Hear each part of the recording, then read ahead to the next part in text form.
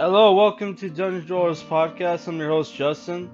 This is part 4 of our King Kong Marathon reviews.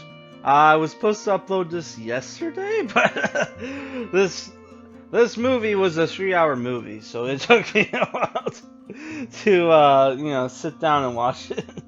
Which I watched this in the worst way possible. I was watching on a tablet in bed with my dog, so I'm constantly getting distracted by my dog who's bored and it's like barking at me to play with her.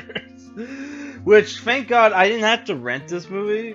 It turns out it was on Netflix, so it's like probably should have been the first place I checked. But you know how I am. So this is a Peter Jackson movie. This is the second Peter Jackson movie reviewed on this channel. The first one was his first movie, Bad Taste, which was like a horror sci-fi comedy movie. This movie is according to Bing, it's a romance adventure movie. It's like, oh no. It's PG-13. It's 3 hours and 7 minutes long. Screenwriters are Peter Jackson, Fran Walsh, who's a New Zealand screenwriter, and Philippa Boyens. The movie stars Naomi Watts as Anne Darlow, Jack Black as Carl Denham, Adrian Brody as Jack Driscoll, Thomas Kretschmann as Captain Engelhorn, who's my favorite German actor, Colin Hanks, which is like Tom Hanks' son, plays Preston in the movie, Jamie Bell as Jimmy, Evan Park as Hayes. You got Kyle Chandler. I think he's from like Friday Night Lights, the TV show, not the movie, as Bruce Baxter. Andy Serkis as Kong, and he also plays like a chef on the ship Venture. And you have John Summer as Herb, Craig Hall as Mike, William Johnson as Manny, which wasn't this guy in Oz? I could be wrong. That's pretty much all the important people.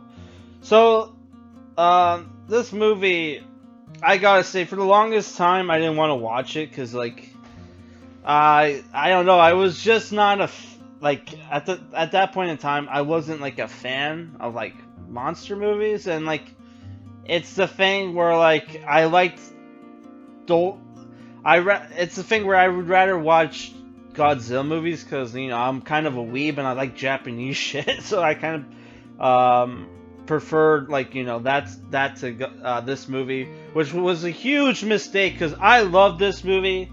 Of the 4 King Kong movies, this one is probably my favorite so far. I might review more King Kong movies, I'm not 100% sure. But yeah, I love this movie. So this movie takes place during I think it takes place during 1930s America. The Depression is still going on. You have long lines at soup kitchens. People are poor as shit. You have like Anne Darlow is this actress who works for a stage production. They haven't gotten paid in like 2 weeks, and the theater is closing, right? And she's out of a job, and at the same time, Jack Black's character is planning on filming a movie that takes place on this uncharted island, Skull Island. And he wants to film his movie there. He tells this to his film producers, and they decide to pull the plug on the movie. So he grabs everybody and just hauls ass to the ship and departs early. On the way, he meets Anne Darlow and brings her along because she can fit in the previous actress's costume, which the previous actress left the project. So like half of the movie is our characters on the boat on their way to Skull Island, which, you know, other people on the ship are the ship captain. You have like Jamie Bell, who's like the cabin boy, and you got like Evan Park as Hayes, who plays the first mate, which those two characters have a weird like not weird, like a special relationship. He plays like a father figure to Jamie Bell, who Jamie Bell's character is reading Joseph Conrad's Heart of Darkness, which was the inspiration for Apocalypse Now, which for like I have Heart of Darkness. It's a pretty thin book, so I don't know if he has like a special version where that's huge, or I have a abridged version, but he has this big ass copy of it. And there's this great scene where he's reading it, and they're about to discover Skull Island, and he's like, "Hey, Hayes, this isn't an adventure story, is it?" And he's like, "No, Jimmy, it's not." And then the movie turns at this, like before that, it's this happy-go-lucky adventure movie where you have all these actors and film crew like playing around, like shooting scenes. You have a romance going on between Ann Darlo and what's his name, Adrian Brody. Which, fun fact with Adrian Brody, he did like a movie with famous Italian director Dario Argento's father, where he played like the hero and villain of the movie. And I forget what the movie. I think the movie is called Giallo, which he had to sue Dario Argento to get paid for that movie because Dario Argento was broke, which kind of reminded me of this movie where like you had the Jack Black is like, you know, is like penniless, and he's tricking promising people like writing like fake checks to people for like $2,000 each, and when like he knows, he's like, everybody knows he's like penniless. Which I thought was that funny. So like once they get on the island, Skull Island, it turns into a horror movie. The first people they encounter are the natives, which are a mix of black people and other ethnicities that they just painted black. And they look scary as fuck. They kill Mike. Spoiler, they kill Mike. And then like Captain Englehorn like saves them. So despite the fact that they almost got like killed by the fucking natives of this island, they still wanna explore. What happens at first is the natives sneak up on the ship, which that scene was really cool because like you had you had one of the natives at night, like he had like what do you call it, that he had like a really long stick, you know, this kind of sticks they would use at the Olympics for what do you call it? Long jumps, where you have that stick. Oh, what was it called? Let me double check. So I couldn't find this part on the Olympic Games website, but I remember the name is called pole vaulting, where you have this huge pole, and then you run towards this obstacle that's like, you know, like the two poles and one pole across, and you have to use the pole, like you run towards it, put the pole, like stab it in the ground, and then like launch yourself over the boundary thing. So it's like pole vaulting. So like you have this native guy pole vaulting over these rocks, right, to get on the ship, and that was like when it's like a stormy like night scene, which was like super cool. There's a lot of cinematic shots in the movie. So after that, the guy kidnaps the girl. You know how it is. The same thing that happened in the King Kong 1976 movie. They launch the crew of the Venture have for some reason have like Tommy guns and like military rifles and shit. They launch they launched an attack on the natives, but they already sacrificed Kong to they already sacrificed the girl to Kong, which Kong in this movie is not like a humanoid ape like he was in the other King Kong movies. This time he's basically a CGI silverback gorilla, kind of like Optimus Primal from Beast Wars. Which at first I hated that, but like after a while you get used to it, and like you start to like, I don't know, I start to enjoy that Kong more, honestly. Which after that you have like the crew set out to rescue Andaro. They encounter various fucking monsters like giant killer insects. There's velociraptors. There's T-Rexes on this island. Was there a giant spider at one point? I can't remember.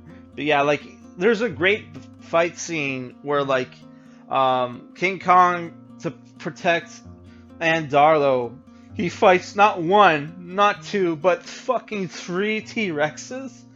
And there's a later scene where like he also fights like these weird like bat creatures that look like fucking Man-Bat from fucking the Batman animated series, which like they look fucking scary as fuck looking. Actually, they look more like the Man-Bats from Beastmaster than like Man-Bat from the comic books. Which, if you haven't seen Beastmaster, it's like a Don Coscarelli fantasy movie. It's worth watching once. I haven't seen the sequels because they look like shit, but like, you know, it's interesting movie. Yeah. So what ends up happening is like in the other King Kong movies, turns out like the Jack Black has the one guy, after most of his film crew is dead, has the one guy capture King Kong, because the guy is the captain of the ship, Captain Engelhorn, played by Thomas Kretschmann, who's in movies like Wanted, and he was in that U-boat movie with Matthew McConaughey. He was also in that 2012 TV series created by the Paranormal Activity guy Oren Peli, The River, which if you haven't seen The River, it's a really cool show. A shame it only got 1 season, but it's a really cool show. It's a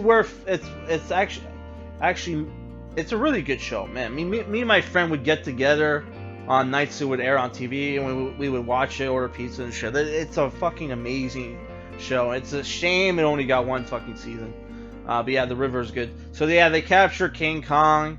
They bring it back. They have the stupid stage play. King Kong obviously escapes. He takes the one girl up on the Empire State Building, and then you have Kong, while protecting Andaro, fights the fighter plane. Well, not fighter planes, biplanes. Well, they're technically fighter biplanes, but yeah. Which their strategy to take down King Kong was really stupid, because all they would have needed to do was circle around King Kong and have their tail gunners shoot at him with his machine guns, and they could have killed King Kong without risking themselves. Which, like, King Kong takes out like half of them before he eventually dies. Spoiler alert. So I don't know, I was listening to like Opie and Anthony's, like Patrice O'Neal's like review for this movie, and which I shouldn't have done, but I did.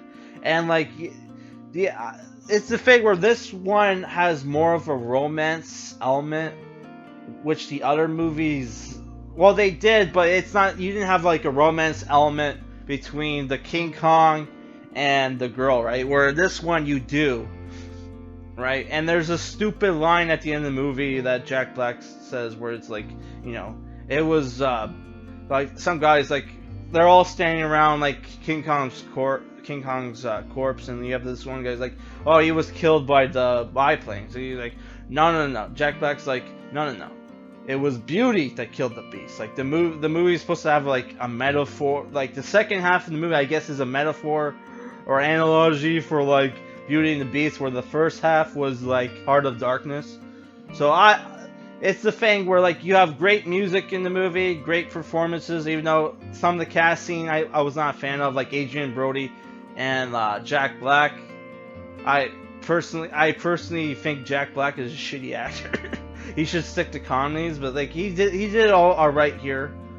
Did an all right job here, but like, yeah, you have The dialogue was iffy at times, but at the same time, it's like this is like the 1930s, so of course, dialogue would be a bit weird. I also thought Naomi Watts was a bit old for the role, in my opinion, but because she's like in like her 30s at this point, and when this movie was made, so I don't know. So I would say, despite all that, I love this movie. I was gonna give it a 9 out of 10, but like that was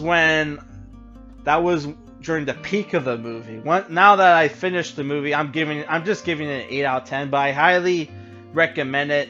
It's probably one of Peter Jackson's best movies, other than the Lord of the Rings movies. Though, like, to be honest, I haven't seen any of his like Lord of the Rings movies except for Bad Taste. A lot of his drama shit, I just like fuck it. What was that one drama he made? Lovely Bones? Was that him? I can't remember. Oh yeah, it was him. Like Ryan Gosling was supposed to play the dad in that movie, but Ryan Gosling was like, "Oh, I'm playing a normal dad, right? So I should probably get a beer gut or something." He got a beer gut, and like this pissed off like Peter Jackson. He's like, "You've gotten fat. Get out of here!" And they hired like Mark Wahlberg, which is like, fuck. I would have watched that movie if it had Ryan Gosling. But yeah. So yeah, it's 8 out of 10. I highly recommend this movie. So regarding Incel Month or Incel Cinema Month or Loner Cinema Month, yeah, I'm going to continue. It's just that the latest movie I'm supposed to watch is Pusher, which is another Nicholas Winding Refn movie, and like it's the thing where it's like Nicholas Winding Refn is clearly like a sadist, because like throughout the movie, I'm watching the movie, and throughout the movie, it's like, I know this character is fucked. I just know, even without knowing how like most of Nicholas Winding Refn movies end, like you can just tell that the character is fucked, and it's very hard to watch the movie because you just know this guy's screwed. But yeah, I'm gonna carry on and finish that movie and review it. All right, later, guys. Peace.